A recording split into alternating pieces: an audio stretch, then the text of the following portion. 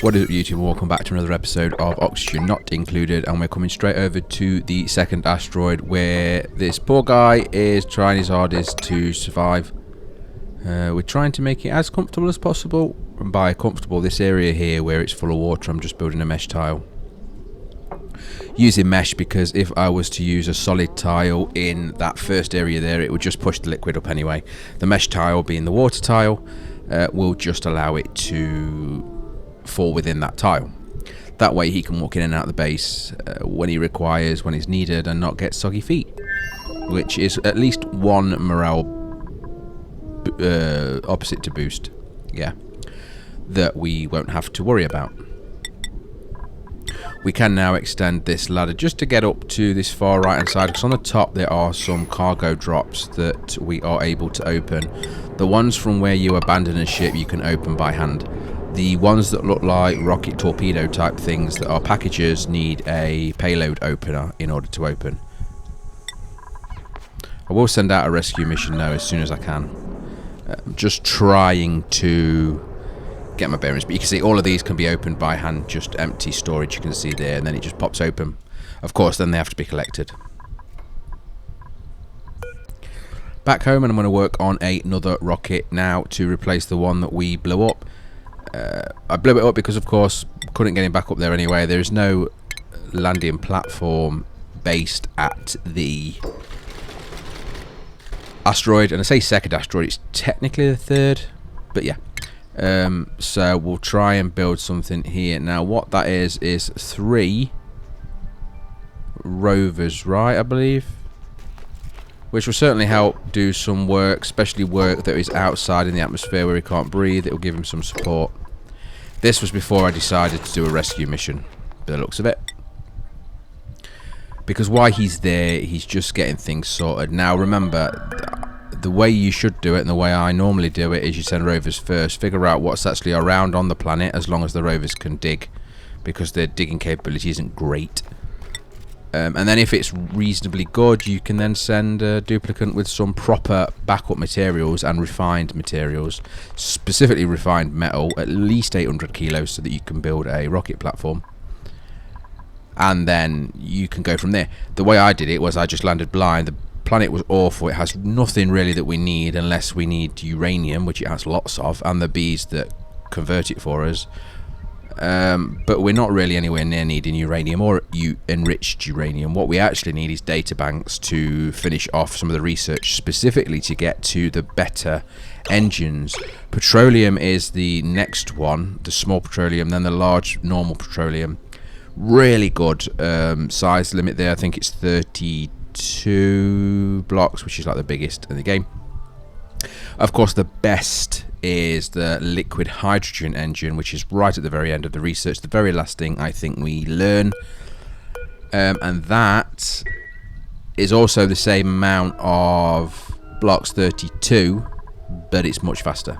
Now hydrogen we have a lot of, and we're producing it all over the place. The problem is we need to not get confused with the fact that it is a liquid hydrogen engine, and we don't have any liquid hydrogen, we have gas.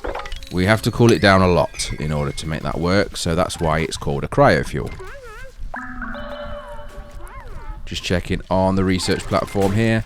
I did make a mistake, by the way, where I went down the line and just kind of went, oh, I'll learn all of these. In doing so means that I don't actually learn the stuff I want with the data banks first. I wasn't expecting to run out of data banks, and I did. So they're not difficult to get once we get to other places. I'm hoping actually on the second asteroid we can get somebody back there and try and clear that up, or rip it out a little bit. But we are going to send this ship over with 2 rovers to assist Abe on planetoid number 3. And there she goes, Captain, once again. Now for mods, by the way, I do mention them as I have suggested. I do change, and at the minute recording this I am a little bit ahead, so if you just keep an eye on the mod list that is linked in, I've done a Steam collection so that you can just get it all in one. You can get it off there. I am always now keeping that up to date. Most recently I've added the critters or the morphs, so I can have all the special morphs, because I do like trying to breed all different types of morphs and specialist critters. Not necessarily the, is it pipsqueaks? They give like the buffs for the duplicants. I'm not interested in that. I'm interested in the raw resources ones, like the Dracos giving us plastic, which is aim 1, obviously the main thing. And then you can get glass ones and all sorts, so pretty interesting. And yes, you saw there, as I've mentioned previously, that the temperature is breaking through the base into the base, which is really odd. So I am going to extend this floor from the left hand side level across exactly like I'm doing now. The gap then between there and the bottom, I'll just fill in with some drywall or something or whatever, just to make it look neat. But at the minute, that won't be used for anything unless we can think of something we need it for. Maybe there's something useful, but at the now I just don't need the space. So, but raising it up to that platform there means the rocket platforms will be higher, and the exhaust will not make it into the base and cause 500 to 1,000 degrees in the base that we obviously do not want, and it will almost insta-kill a duplicant. Simple cooling and heating, really. So the power spine is, of course, always generating a reasonable amount of heat because of the transformers. The research room is always cold because of the Wheezeworts, really. So what I'm going to do is just put a nice simple loop in using water, nothing fancy, that will take the Wheezeworts cold and transfer that into the power spine and cool that down because it's very warm. It runs at about 50 degrees, I think, which is uncomfortable for the duplicants. But also, it will then bring that heat into the research room, as you can see now. And that will warm that up. So, the Wheezeworts producing cold is nothing to do with what we want. That is not what they're there for. They are there to create radiation into rad bolts. The cold is a byproduct that I have no interest in using. I could box it off with insulation, but there'll always be a gap because of the rad bolts firing, and we're not near the level of researching the magic gate thing that goes through walls for the rad bolts yet.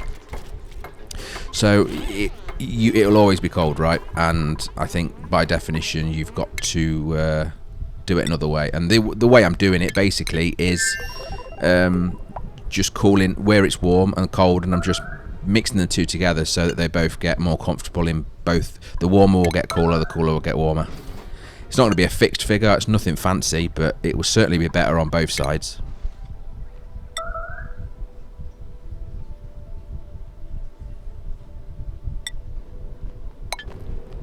And there are the rovers, first rovers of the series as well, landing on planet 3. I'm going to have to get the mod to rename these. There is a mod to rename the planetoids, asteroids. I'm going to do that ASAP. They'll be able to do all this work out here without the duplicant getting stressed out, not being able to breathe. So I'll be able to block the door for the duplicant and let the rovers handle the surface collecting of the materials, unboxing these, finishing any ladders that are due, but I don't think there is. And then over there on the right hand side you can see there is a few more resources as well, so I will get that collected up. There is a lot of lumber on this planet, quite a lot actually, 15,000 units give or take already harvested, and there's a lot of acorn trees as well. That can be turned into ethanol should we need it, but at the minute we don't. We have a decent amount of ethanol in our base from the previous planet, number 2. So time to get a bit more serious into the planning of the critters. Now specifically we're breeding, or need to breed, specific types. I have Sweedles in the grub farm. They are tending to the crops and they will turn into grubs, which is a big massive giant green caterpillar looking things, which are pretty cool. I love them and I always get them as part of it. Now all they require is sulfur, and while we have enough sulfur we are fine. You can see there on the stats we have about 17 tons of sulfur. All we're going to do basically is turn that sulfur into sucrose. The sucrose is the sugars, and we use that to power our rockets at the minute until we get a better option. When we get a better option, of course we shall. Now these incubators are quite expensive to run in terms of power. They also create a lot of heat, which is why I've segregated them as I have. I'll also need to put, I think they're almost 500 each, so a single copper insulated cable doing 2000 watts can only power 4 at any one time. Of course, I don't very often set them to continuous unless I need the automation set up. What I would like to have is the 𝐷𝐄𝐿 automated to a point until I start getting the glossy 𝐷𝐄𝐿s, and then the normal 𝐷𝐄𝐿s will be ceased and we'll move over to glossy 𝐷𝐄𝐿s. To go into the other morphs, we'll get to that as and when we need them. The glass one would be nice, but I need to check to see how we get that first.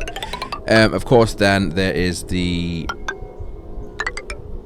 what they called Sweedles, but the Sweedles into grubs are done by them actually tending to the crops, and then we'll get the grub eggs in here as we need. And then I would like to try and get some slicksters as soon as I can as well. Again, slicksters, there are a couple of morphs for them that are pretty useful for water as such. Water is still a problem, always will be a problem. Of course, we are using it to oxygenate the entire base, every single gas mask, every single rocket, and every single Atmo suit. That is a lot of oxygen, and it's non-replenishable because as soon as they turn it into carbon dioxide, you can't turn carbon dioxide into oxygen. Plants can, which is what I need to try and do. Get probably a nice big farm of plants that turn it in, because we do have... Actually, I've just had a brainwave there. Maybe we should set up a farm for them. Is it Mirthleaf? I'll look into that. I'm not going to bore you with it now. And clearly on that previous statement I was ahead of myself, so we'll step back a little bit. And this platform here I am building just above the natural gas, that is going to be for the farms, specifically the 𝐷𝐿 farm first. Again, I'm putting them out away from the base so I can temperature control them and do whatever I need to without it affecting the base. This is the Sweedle grub farm that I was talking about. This is where I actually start doing it now. Unfortunately, that is too large, of course. I think the maximum is 96. This is way over that. So all I need to do, there are Sweedles in there, but they're not classed as farming. They will tend to the crops, but it won't work as well. Remember, you need to look after the Sweedles as well, i.e. using the grooming stand. So all I'm going to do is go roughly down the centre, smack in the middle of that farm, and that will make it about 8. I think it turns out to be about 80 and then about 89 blocks or something on either side. So we basically have 2 farms for the Sweedles, and then the Sweedles can go in either or. As soon as we start getting grubs, I'll have a Sweedle farm and a grub farm. Meanwhile, they'll be tending to the crops, which these crops will produce a lot more better quality resources and food for us. Plus, when we do run out of sulfur and we have all the sucrose converted that we can, I can kill them all and have them as barbecue.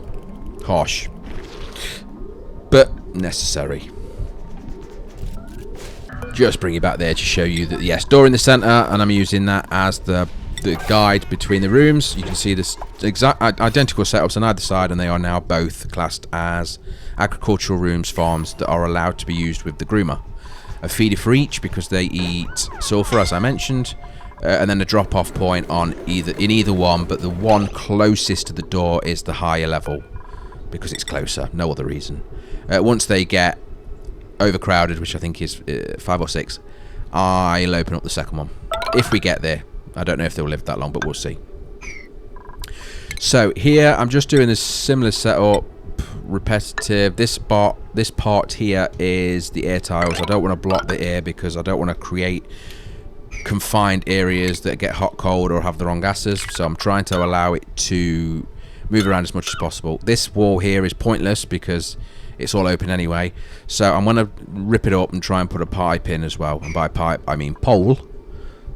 Just to speed it up for them. Again, they're using the gas masks, but it's always nice for them to have the faster downwards motion. Upwards requires a lot of steel that I don't have. Lime is scarce, refined coal is scarce. I used it all for the ladders in the main base, which I did think was worth it, but making any steel now is a push. Maybe I should look at trying getting some poke shells to get some lime. Nevertheless, I am looking to do it this way for the near future. As soon as we get the transport tubes, I'd like to then have the transport tubes go to each farm, and they can go there from that central base section where it's black, and this whole process won't be needed. So Building up the 𝐷𝐄𝐄 farm is quite simple. I always do it the same way. It is not probably the best option by far, but it's the way that I always do it. And I've mentioned it before, I don't copy other builds if I can help it. I always fudge my own. So doing a little base at the bottom here with some ladders or something to help the duplicates get across, and then boxing off the top. The idea then being that top section is going to be... That was 99 tiles, so we'll need to fill it up. But there will be other stuff we put in there, so not a problem. Yeah, so the top part will be hydrogen, the bottom part will be oxygen or carbon dioxide. I try and go with oxygen to help the duplicates out, but carbon dioxide works too. The bottom, of course, remember, will be planted. So at the minute it's not showing that, and I need to fix that. The 𝐷𝐄𝐄s eat bristleberry and mealwood, I believe, but I'll use mealwood because I've got probably over 1,500 seeds, plants coming out of my ear holes, stored food that I'm not going to use. The duplicates aren't allowed to eat it because it's crap for us, but it will work for the 𝐷𝐄𝐄s. So on the bottom is going to be a drop-off point and the farms. As you can see, I've remembered. On the top will be the grooming station to keep them happy, and the shearer to shear their wools. Scales, whatever you want to call them. Now, for the first 𝐷𝐄𝐄s, you will get reed fibre, which we don't need, but it's just a byproduct, and why not? And then as soon as we feed them up enough, they'll lay the glossy eggs, which then drop plastic, and that is where we're going to, because I like to get plastic without using the petroleum thing, because it's petroleum and oil, and I always get somebody killed. Again, I never said I was an expert, right? But yeah, so all I need to do here, you can see it's pretty much done. I need to get them building it. When I can, just get a pipe then into there, a gas pipe, to allow me to put in the oxygen. Of course, there's already a reasonable amount of hydrogen there. That will just get pushed up to the top level. The duplicates, obviously, going into any of that area will always have masks on, so they won't have a problem breathing in the hydrogen when it's obviously higher up. But they will have issues with their eyes. But again, that's unavoidable for now. I could use Atmo suits, but I don't know. I feel like when I use Atmo suits, it slows things down too much. Not forgetting that we are extending our electrolysis room, and with doing so, we need to extend the cooling heating section. So technically, it's going to cool this room. And then heat the farms where they need to be heated as a byproduct. Again, this is just moving heat from one place to another. Nice and simple. Luckily, if the rooms don't get above the 100 degree mark, you can use water with no problems. And the same water over and over again. You're not wasting it. Water is a very good conductor and holder of the energies of temperature, i.e. heat and cold. And doing so works nicely. Just use your bridges to make sure it flows in a specific direction. If you don't put a bridge in, it won't flow because it don't know which way to go. Working on the 𝐷𝐄𝐄 room. Again, we can skip though to the end there, hopefully. And there we go, pretty much done now. So another tip, the food that's growing at the bottom, so the mealwood you can see growing there, it's struggling at the minute, of course, because it's not going to grow in hydrogen. That's easily fixed. We can just put oxygen in there, like I said. You will need to click on each plant and set them to no auto harvest. You don't want your duplicates harvesting these plants. As soon as the plants are ripe and ready, the 𝐷𝐄𝐄s will eat them directly. So make sure to turn them off. Otherwise, your duplicates will go and harvest them, and then the 𝐷𝐄𝐄s won't get the food. There's no feeding thing in there, no feeding trough, if you see. They eat the live food. I suppose you could do it that way, but I like doing it this way. I don't know. It's just how I do it. But yes, remember to click on the plant, not the tile, the plant, and say turn off auto harvest. This little automation I'm putting in now is just to turn on the oxygen so I can control it a little bit, put in a little bit, and just make it so the idea is that the bottom section is oxygen, the top section is hydrogen, and that just makes me feel better. Technically, you only need to go 2 blocks up for the duplicates, but anyway. And actually, in the future, we are going to stack on top of that farm. So on top of the farm that you see there, the 𝐷𝐄𝐄 farm, it will then be another farm will go on top of that, and on top of that, and etc, etc. Away from the main base, as planned. And there we go, immediately pushing in the oxygen heavier than the hydrogen. We'll push it out the way. There is no need to have them locked, so I am going to put them into air tiles because it will settle nicely either way. The reason you need hydrogen is specifically for the plastic growing, actually. I'm not sure if you require it for the standard 𝐑𝐄𝐋𝐿s, but the plastic 𝐑𝐄𝐋𝐿s, known as glossy 𝐑𝐑𝐄𝐋𝐿s, only grow their scales, which are the plastic, when they are in hydrogen. So if you don't put hydrogen in there, you'll never actually get any plastic. So there's that, and that's the reason I've done it, really. And that's the way. This is the same build I've always done. Season 1, you probably, if you've watched it, you'll see it's the same. And while I left them working hard, we can see our new and improved gas storage facility there to remove it from the base, allowing us to use them rooms there for other things. Of course, the first 2 will likely be massage rooms, simply because it's just all within that medical area and it makes sense. So I just need to move over everything that's already stored in our old storage system and reconnect anything that is running. I don't want to break anything, of course. The new system is the same, really, but it's got 5 tanks per gas, of which I've set an alarm, so a horn. I'll show you that when we get to it. And when the 5th one gets full, it warns me to let me know. The only change I've made on top of it is for the natural gas to stop it clogging everything up. When the natural gas fills the last tank, it's connected via a automation wire to the pump within the natural gas geyser room, and it just turns it off, which allows that room to just fill up with natural gas to about 5 kilos when it caps off, but it stops breaking everything. There you can see I forgot to put the pipe in for the hydrogen on the second side, so that was me being stupid. Never mind. So that's why there's so much hydrogen in there. Again, this hydrogen is all going to come in use for soon. I say soon, probably not that soon, when we use it for cryogenics. We're using it for cooling and stuff anyway, but cryogenics and the fuel for rockets, it is by far the best that I've seen. However, we are at time now, so I am going to end the episode here. Thank you very much for watching. If you like the video, please click like, any comments are welcome as always. Join us on Discord, subscribe for more. Take care. Goodbye.